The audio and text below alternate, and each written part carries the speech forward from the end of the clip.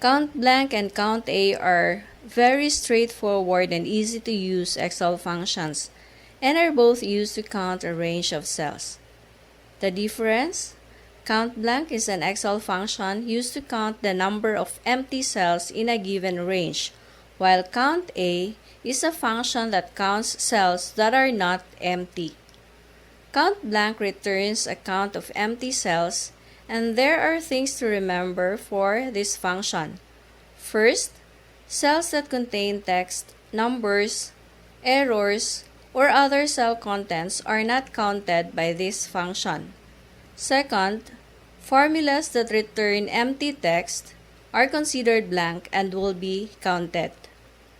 For COUNTA, it includes error values, numbers, and blank spaces.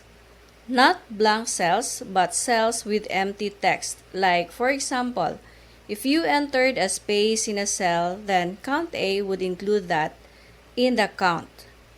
The illustrations are coming up in this video.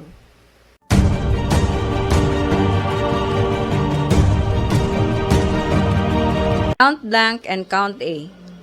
It's easy to determine the number of blank cells in the table.